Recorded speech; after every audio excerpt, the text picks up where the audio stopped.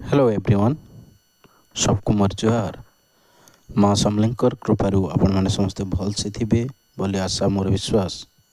तो चलून आज टॉपिक के लेकर आरंभ करमा।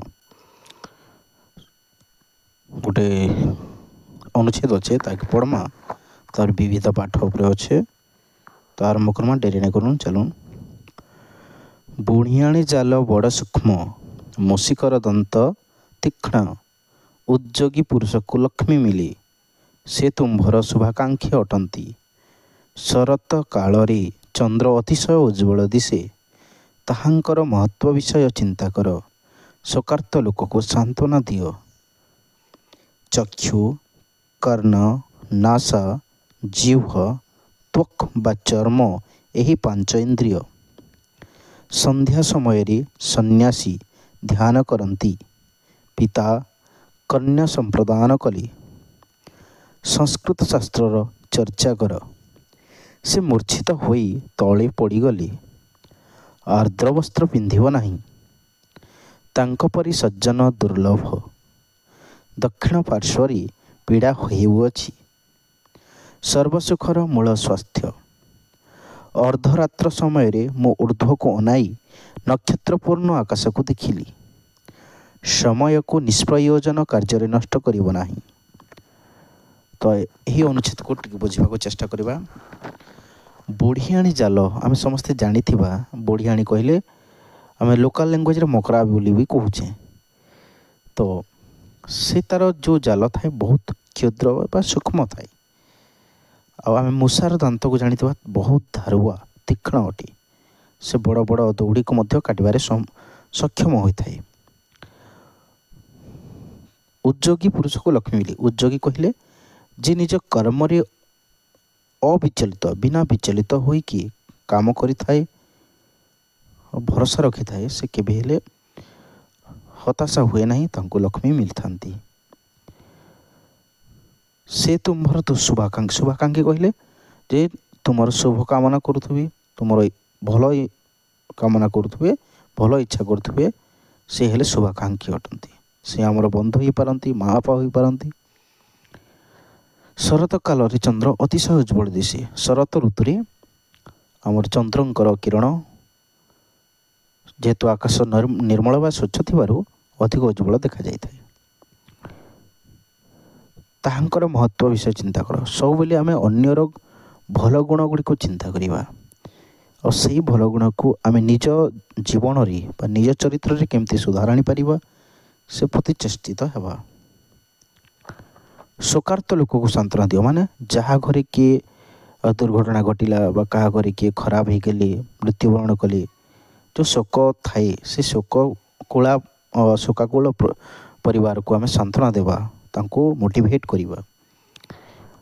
चक्षु आम जानी आखि कर्ण कहले कान नासा है नाक जीवा तो जीभ जानी त्वक बा चर्म ये पंचेन्द्रिय जहाँ कहे आउ इंग्राजी रे 5 सेंस ऑर्गन कह जाए। यह चक्षु रे आम देखिपे कर्ण द्वारा आम शुणी पारुचे नासा बा नाक द्वारा आम सूंघी पारुचे तार बास्ना बारी पारुचे जीवा द्वारा आम स्वाद जानी पारुचे एवं चर्म द्वारा आम अनुभव करि पारुचे। तो ये भली आमर 5टी इंद्रिय अच्छी। तो संध्या समय सन्यासी मैंने कौन करती ध्यान करते आम देखा जिते सन्यासी अच्छा से संध्या समय ध्यान करती। पिता कन्या संप्रदान कले आम जानी जो माँ बापा झी अच्छा से निज कन्या को संप्रदान करती माने विवाह कराती। संस्कृत शास्त्र चर्चा कर जदि आम चरित्र को आम जीवन को सुसंस्कृत करिवार अछि ताहले आम संस्कृत शास्त्र चर्चा करवा निहाती दरकार। से मूर्छित होई तले पड़गले अचानक बोध हुए जलीय अंशर अभाव कि विटामिन अभाव जो से मूर्छा हो गले माने होशटा उड़ीगला। आर्द्र वस्त्र पिंधिबु नाही आम समस्ते जानी जो गाधोचे आर्द्र वस्त्र उदा लुगा पिंधुचे सेटा सब अधिक समय पिंधिबा भल नुह शीघ्र आम ताको खोलिकी गोटे शुष्क बा सुखा कपड़ा जोड़ा पिंधिबा कथा।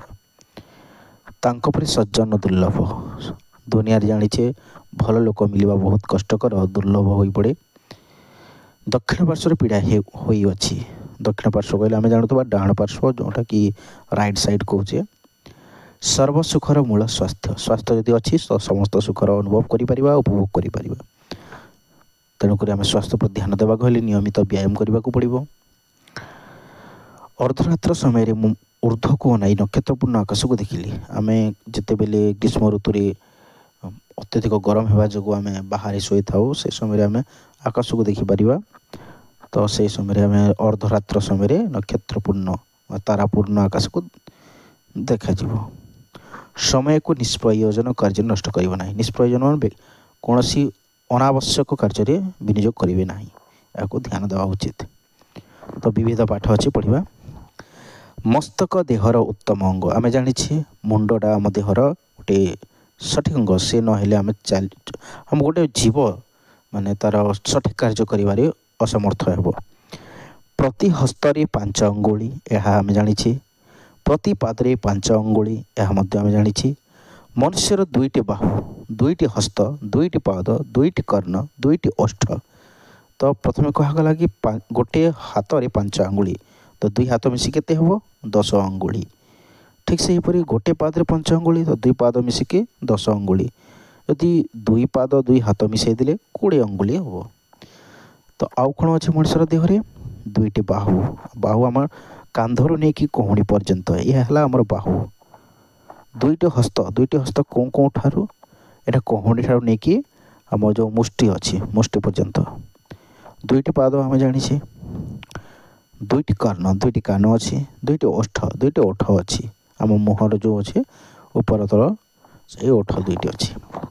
नासिकार 2टी रंध्र अच्छी नाकर आमर 2टी रंध्र बा कणा अच्छी।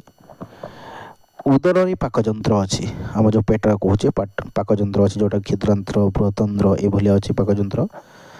मस्तक पाद पर्यंत समस्त देहरे रक्त प्रवाहित होउछि आमर मुंडरू जाइकी समस्त पाद पर्यंत रक्त प्रवाहित होछि जदि रक्त प्रवाहित बंद हो जाए ताहेले आमर स्नायविक जो संचालन अच्छी सेटा अटकी जीव जहाद्वारा आमको विभिन्न प्रकार रोग हम हमको झिमझिम लगे।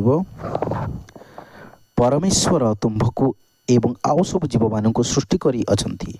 तो परम ईश्वर होउचंती श्री भगवान जे कि ए दुनिया को सृष्टि करिसंती से तुम्भको देखिबा पई चक्षु शुणिबा पई कर्ण सुंघिबा पई नासिका स्वाद बारिबा पई जिह्वा कथा कहिबा पई मुख पदार्थ मान धरिबा पई हस्त एक स्थान अन्य स्थान को जीवा पई पाद देई अछंती।